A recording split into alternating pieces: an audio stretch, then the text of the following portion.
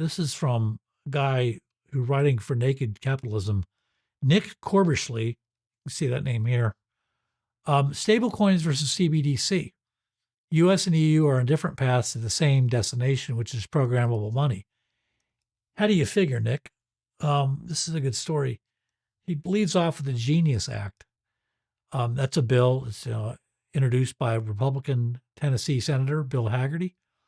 The bill aims to regulate stablecoins like Tether's coin USDT, PayPal, and Circle's USDC, cryptocurrency tokens that are pegged to a fiat currency value, in this case, the dollar. So stablecoins, Tether is the standout here. Tether is pretty well known to have problems backing up its coin. Keep that in mind. The Trump administration sees the regulation and promotion of stablecoins as a roundabout way to keep the dollar supreme in global payments. Centralized stablecoin issuers back their digital tokens using U.S. bank deposits and short-term cash instruments like treasury bills, which help support the demand for U.S. dollar and U.S. debt. Stablecoin issuers today, this is interesting, are the 17th largest buyer of U.S. government debt. Tether's problem is it won't allow an audit of its deposits and its treasuries. That's never been audited.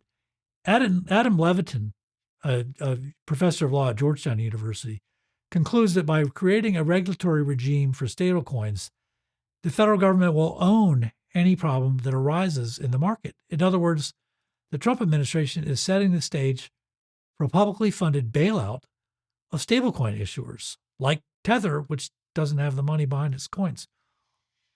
And he says, after a Silicon Valley Bank, can one really have confidence that the stablecoin issuers aren't going to get a bailout? Will banks be allowed to support their insolvent stablecoin issuer subsidiaries?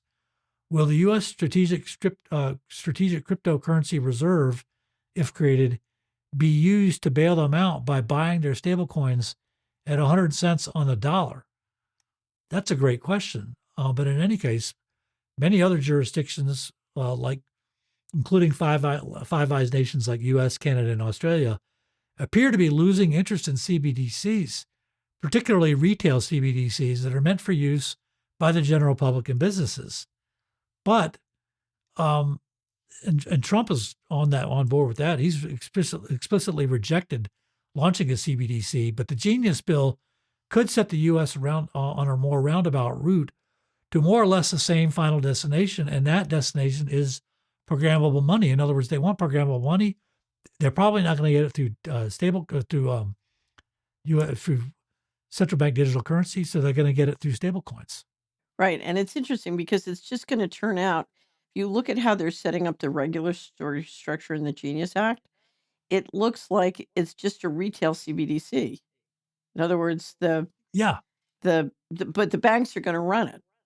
So you're going to have the big banks running the stablecoins. Now, one thing I will say is if you look at what I think they're trying to do in terms of using stablecoin, you're basically going to try through the mobile payment systems and through the tech companies to get every citizen of the world in country after country, particularly countries who have weak currencies, on the dollar. And if they execute this well, it really could work. I agree. You could get billions of people on, basically holding their money in dollars. And it's very, very clever. It is. And Corbishley's story is really well done. I mean, I read that. I was like, okay, Right. a lot of pieces fell into place when I read that. I was like, yeah, that makes total sense. Right. It explains so many things. They're abandoning CBDC. They're pushing stablecoin. They're pushing crypto. They're pushing the dollar. And they're pushing control. It ticks off so many boxes. It's amazing. If you look at digital money and an all digital monetary system, it's, in a sense, it's no different than a CBDC. It's better than a CBDC because it's Right. run through private parties. Right. There's no And transparency. there's no transparency, and they have no legal obligation, and Congress doesn't begin to have the jurisdiction over them that they would if the Fed was doing And it. Right. Corbishley points out you're gonna get bailouts. You know you are. Well, but if you know who controls all the stable coins, it's basically the guys who own the New York Fed. Right. So Right. it's the same guys. Right. It's the It's the same. same guy. It's the same shimmy sham Right. since the dawn of time. It's amazing. It's incredible.